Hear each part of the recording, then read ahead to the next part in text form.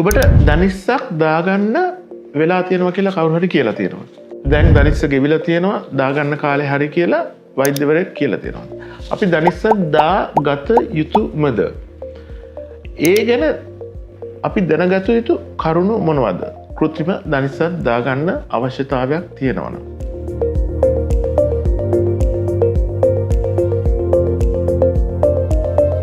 ආයිබෝවන් මම වෛද්‍ය හිරා නමරසේකර විකලාංග ශල්‍ය වෛද්‍ය විශේෂඥවරයෙක්. අද මේ සරල වීඩියෝ එකේ මම කියන්න බලාපොරොත්තු වෙලා තියෙන්නේ දනිස්සක් දාගන්නවා නම් ඔබ දැනගත යුතු කරුණු මොකක්ද කියලා. අපි මෙහෙමයි මේක දිහා බලන්න ඕනේ. අපේ දනිස් කාලයක් යනකොට ගෙවෙනවා. ගෙවුනට පස්සේ යම් කිසි කාලයක් තියෙනවා ඒ තියෙන දනිස්ස ආරක්ෂා කරගන්න පුළුවන් දේවල් කරන්න. ඒකට අපි ජොයින්ට් ප්‍රිසර්වේෂන් සන්ධි ආරක්ෂා කරගන්න ක්‍රම කියලා කියනවා. ඊට පස්සේ දනිස් සම්පූර්ණයෙන් ගෙවුනහම දාන්න සමහර වෙලාවට වෙන්න ඉඩ තියෙනවා. එතකොට අපි කළ යුත්තේ මොනවද? දනිස්සක් දාගන්න කියන එක අපි මෙහෙමයි බලන්න ඕනේ. උදාහරණයක් වශයෙන් අපේ හෘදය, අපේ වකුගඩු, එහෙම නැත්නම් අපේ මොළයේ ආශ්‍රිත ප්‍රශ්න තිබ්බොත් ඒවා හරියට निराකරණය කරන්නේ ගොඩක් වෙලාවට අපේ ජීවිතය දීර්ඝ කරන්න. දනිස් දාන්නේ අපි ඉන්න කාලේ ජීවිතයේ ක්වොලිටි එක. එහෙම නැත්නම් අපි කරන වැඩවල ක්වොලිටි එක ආරක්ෂා කරන්න සහ පේන් ෆ්‍රී එහෙම නැත්නම් වේදනාවෙන් මිදෙන්න. එතකොට අපි දනිස්සක් දාගන්න ඕන. උදාහරණයක් වශයෙන් ගොඩක් පේෂන්ට්ස්ලා මට ඇවිල්ලා කියනවා මම දැන් දනිස් මගේ ගෙවිලා තියෙන්නේ. දැන් මම අවුරුදු 65යි. ඒකින්ද මම පොඩ්ඩ මං කරන වැඩ අඩු කරලා තියෙන්නේ. ඇවිදින්නේ උඩ තට්ටුවට යන්නේ, විනෝද ගමනක් යන්නේ.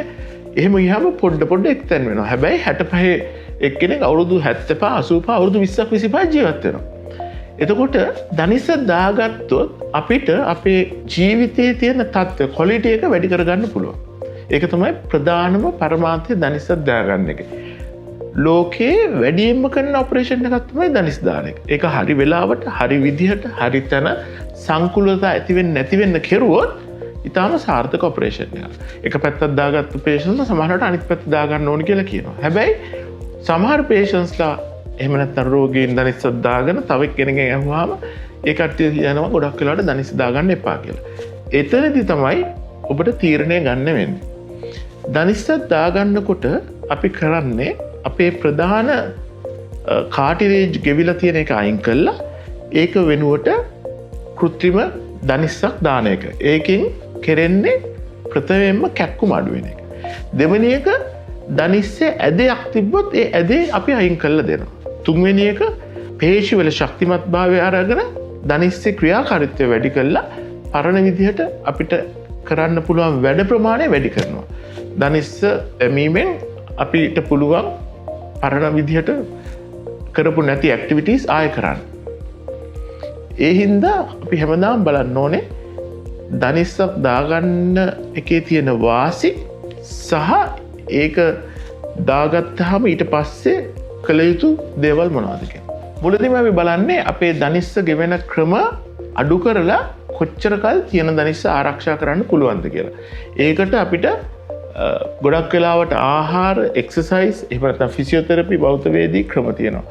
ඒ දනිස්ස ආරක්ෂා කරගෙන යම්කිසි කාලයක් ගියාට පස්සේ දනිස්ස සම්පූර්ණයෙන් ගෙවෙනවා නම්, එහෙම ගෙවිලා තියෙනවා නම් සමහරවිට අපිට දාන්න වෙනවා. උදාහරණයක් වශයෙන් දැන් අපේ ගෙදරක උළු කෑල්ලක් දෙකක් කැඩුණා කියලා අපි වාහනේ සම්පූර්ණයෙන් හදන්නේ නැහැ. ඒ වගේ දනිස්ස මුලදීම පොඩ්ඩක් ගෙවුනහම ආරක්ෂා කරගන්න පුළුවන්. මුළු වහලෙම කැඩුණොත් අපිට අලුත් වහලයක් දාන්න වෙනවා. ඒ වගේ දනිස්ස සම්පූර්ණයෙන්ම ගෙවිලා නම් වඩා හොඳ දනිස්සක් දාන එක. ඒ තීරණය ගන්න ඔබට උදව් වෙනවා ගොඩක් වෙලාවට විකලාංග ශල්‍ය වෛද්‍යවරයෙක් එක්ක කතා කිරීම, ඊළඟට හමු වෙලා ඒකේ වාසි අවාසි දැන ගැනීම සහ ගොඩක් වෙලාවට ඒ ගැන හොඳට දැනුවත් වීමේදී ඔබට ඒ ගන්න තීරණය ඉන්ෆෝම් ඩිසිෂන් එකක් එහෙම නැත්නම් හරි තීරණයක් වෙන්න පුළුවන්. ඒ එක්කම මම කියන්නම් දනිස්සක් දානවා කියන්නේ මොකක්ද කියලා. උදාහරණයක් වශයෙන් මේ තියෙන්නේ දනිස්සේ ආකෘතිය. මේ දනිස්සේ ආකෘතිය ගොඩක් වෙලාවට මේ තියෙන අපේ උඩ අස්තිය. මේ තියෙන්නේ අපේ යට අස්තිය. මේක තමයි දනිස් සංදිය හැදිලා තියෙන්නේ. මේක වටේට කාටිලේජ් එක තියෙනවා. දැන් මේකෙදි අපි මේ වටේ තියෙන කාටිලේජ් එක වේදනා සංවේදී කියන දෙන ඔක්කොම පටක අයින් කරනවා. එතකොට කැක්කුම නැති වෙනවා. මේ පැත්තෙනුත් ඒක අයින් කරනවා. ඊට පස්සේ මේක උඩාස්තිය වැහෙන්න අපි මෙටල් ක්ලැප් එකක් මෙහෙම දානවා. යටාස්තියටත් මෙහෙම මෙටල් කැප් එකක් දානවා. දාලා මේ දෙක අතර ස්පේස් එකක් තියෙනවා. දනිස්ස මෙහෙම දැම්මහම මේ විදිහට වැඩ කරන්න පටන් ගන්නවා. දනිස්සක් දානකොට කැක්කුම අඩුවීමට අමතරව ඇදයක් තියෙනවා. ඇදේ හදන්න පුළුවන්. ඊළඟට වට තියෙන පේශි ශක්තිමත් කරලා ගන්න පුළුවන්. අනාගතයේදී අර ඉදිමෙන ගතිය අඩු කරන්න පුළුවන්. ඒ වගේ ගොඩක් වාසි තියෙනවා. දනිස්ස හරියට දැම්මට පස්සේ මාස 3-4ක් යනකම් ෆිසියෝതെරපි කරන්න ඕනේ. මාස 6ක් විතර යනකම් යම්සි කැක්කුමක් තියෙනවා. ඒකටත් හේතුවක් තියෙනවා. උදාහරණයක් වශයෙන් මේ දනිස්ස අවුරුදු ගාණක් ගෙවුනට පස්සේ කොට වෙනවා. ඊළඟට ඒක වටේ තියෙන පටක ඔක්කොම කොට වෙලා ඇලිලා තියෙනවා. ඒක සාමාන්‍ය තත්ත්වයට ගන්න ඇදලා අලුත් දනිස්සක් දැම්මහම වටේ තියෙන පටක වලට පුරුදු වෙන්න තව ටිකක් කල් කැක්කුම තියෙනවා. උදාහරණයක් වශයෙන් ඊටාම පරණ වාහනයකට අලුත්ම එන්ජිමක් දැම්මොත් ඒ එන්ජිමට සරිලන විදිහට ටයර් අරවා මේ ඔක්කොම ඒ විදිහටම හැදෙන්න ඕනේ. ඒ වගේ දනිස්ස අලුතෙන්ම දැම්මහම වටේ තියෙන පටක ඒකට පුරුදු වෙන්න තමයි මාස 6ක් විතර යන්නේ. ඒ වෙලාවේ එන ඇදුම් කරනවා වගේ එන කැක්කුම සාමාන්‍යයි. තමන්ගේ දනිස්සේ වාසිය දැනගන්න සමහරවිට මාස 6ක් අවුරුද්දක් විතර යයි. ඒක අපි බලාපොරොත්තු වෙන්න ඕන ඔපරේෂන් එකට ඉස්සෙල්ලා. අපි කියනවා ඒක රියලිස්ටික් එක්ස්පෙක්ටේෂන් එකක් කියලා. ඔබට තේරෙනවා මේ දනිස්ස දාගත්ත එක වාසිය කොච්චර හොඳද කියලා මාස 6ක් විතර යනකොට. ඒක තමයි අපි දනිස්ස දෑමෙන් කරන දේ. අපි කියනවා දනිස්ස දාන එක හෘද වස්තු ආශ්‍රය කරන ඔපරේෂන් එකක්. එහෙම නැත්නම් වකුගඩු හරි මොලේ හරි ආශ්‍රය කරන ඔපරේෂන් එකක් වගේ නෙමෙයි. ඒවා අපේ ජීවිතය ආරක්ෂා කරන ඔපරේෂන් එක. දනිස්ස ජීවිතය ආරක්ෂා කරන ඔපරේෂන් එකක් නෙමෙයි. හැබැයි අපි ජීවිතයට ක්වොලිටි එකක් දෙන ඔපරේෂන් එකක්. අපි කියනවා we add life to years. එහෙම නැත්නම් සමහර ඔපරේෂන් තියෙනවා we add years to life. ඒතර දනිස්ස ඇවිල්ලා we add life to years.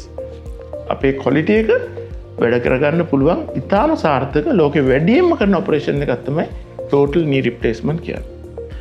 ඔබට මේ වගේ දනිස්සක් දාගත යුතුද නැද්ද? මම දනිස්සක් දාන්න ඕනෙද නැද්ද කියලා හරියටම තීරණයක් ගන්න අවශ්‍ය ඉන්ෆර්මේෂන් එහෙම නැත්නම් අවශ්‍ය දැනුම ලබා ගන්න විකලාංග ශල්‍ය වෛද්‍යවරයෙක් හමු වෙලා ඔහුත් එක්ක යම්කිසි සාකච්ඡාවක නියත වෙලා ඒ තීරණය ගත යුතුයි කියලා මම විශ්වාස කරනවා. ඒ හින්දා ඔබ දනිස්සක් දාන්න නැතුව ඉන්නවත් දාන එකවත් ඒ ගන්න තීරණයවත් කල් අරින්න එපා. හරි ඉන්ෆර්මේෂන් යටතේ හරි තීරණය හරි වෙලාවට ගන්න.